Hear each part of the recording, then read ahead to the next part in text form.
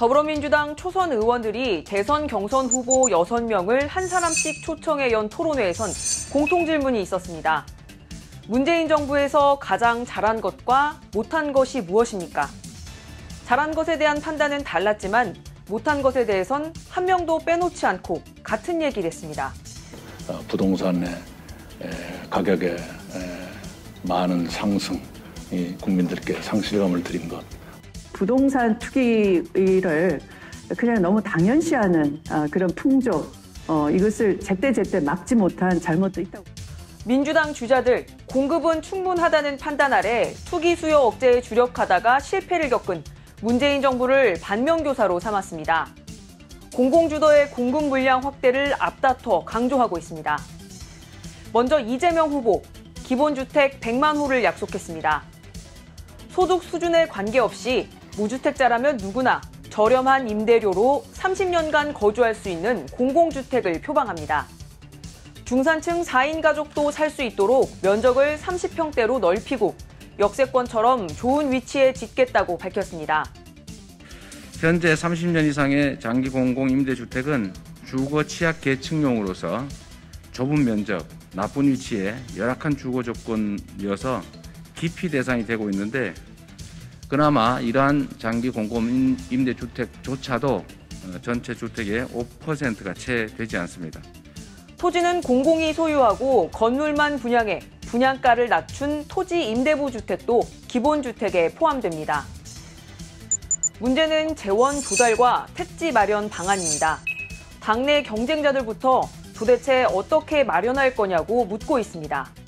분당 신도시 10개에 해당하는 그런 물량의 택지를 도대체 어떻게 확보하시겠다는 거예요? 봉이 김선달이나 가능한 말씀을 지금 하고 계시는 겁니다. 네.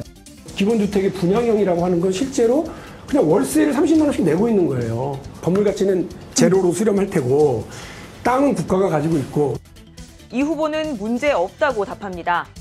30평대 기본주택의 조성 원가가 3억 원, 분양가가 5억 원, 시세가 10억 원 정도라면 이를 담보로 돈을 빌려 재원을 조달할 수 있다는 설명입니다.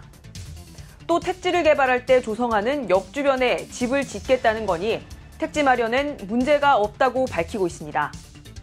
이낙연 후보는 문재인 정부가 제시한 205만 호 공급 정책을 추진하면서 성남 서울공항을 이전해 제2의 판교 같은 신도시를 짓겠다고 밝혔습니다. 정세균 후보는 학교를 품은 아파트, 학푸마를 내세웠습니다. 국공립학교 부지 용적률과 건폐율을 높여 1층에서 5층은 학교, 6층 이상은 주거용으로 쓰는 임대주택 20만 호 공급을 제안했습니다. 박용진 후보는 김포공항을 인천공항에 통합해 김포공항 부지에 20만 호를 공급하는 방안을 내놨습니다. 부동산 문제가 대선 민심의 향방을 가를 수 있는 상황에서 야권 상황도 크게 다르지 않습니다. 야권 주자들의 부동산 정책은 문재인 정부에 대한 비판에서 시작되는데 귀결점은 여권 주자들 정책과 다르지 않다는 겁니다. 1호 공약으로 무엇을 내놓을지 관심을 모았던 국민의힘 윤석열 후보, 공급에 집중한 부동산 대책을 앞세웠습니다. 청년들에게 낮은 원가로 집을 주는 원가주택 30만 호를 공급하겠다고 밝혔습니다.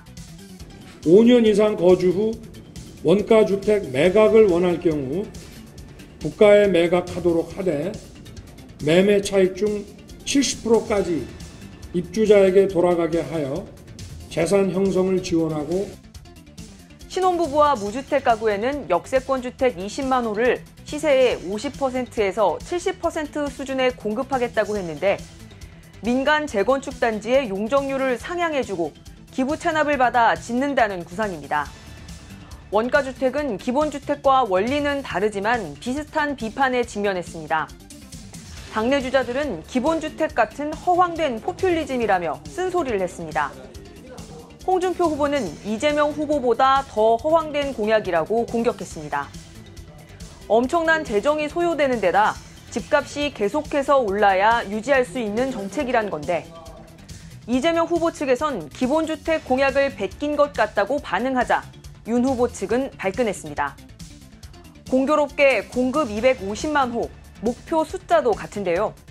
임대주택형의 기본주택에 거주하는 동안에 주변 집값이 오르게 되면은 나중에 집을 마련하기가 그만큼 어려워지겠죠. 그런데 청년 원가주택은 이제 분양주택이기 때문에 예. 조기에 이제 집을 마련하고 나면은 집값이 오르더라도 자본이득의 70%까지 차지하기 때문에. 홍준표 후보는 서울 강북 재개발을 통해 시세의 4분의 1 수준인 쿼터 아파트를 공급하겠다고 밝혔습니다. 분양형 기본주택과 비슷한 토지 임대부 주택을 통해 실현됩니다. 최재형 후보는 청년 신혼부부에게 민간 분양가의 반값으로 공급하는 반값주택을 내세웠는데 역시 토지 임대부 주택을 활용합니다. 원희룡 후보는 9억 원 이하 주택을 생애 첫 주택으로 사면 정부가 50%를 공동 투자하는 반반주택 정책을 제시했습니다. 민간 개발 이익을 늘려주는 대신 기부 체납을 받아 싼 아파트를 공급한다는 게 민주당 주자들 정책과 다른 지점입니다. 그러나 여든 야든 문재인 정부의 이사 공급 대책과 별다른 차별점은 없다는 지적이 나옵니다. 파격적인 부동산 공약일수록 재원 마련이나 부지 확보가 관건이 될 텐데요.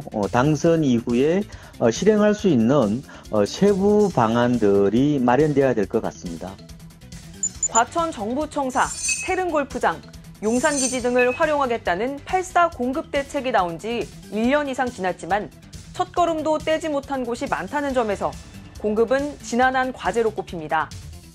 현실성 없는 공약으로 부동산에 상처받은 국민들을 희망 고문해선 안 된다는 목소리가 갈수록 높아지고 있습니다. 지금까지 대선 풍향계였습니다.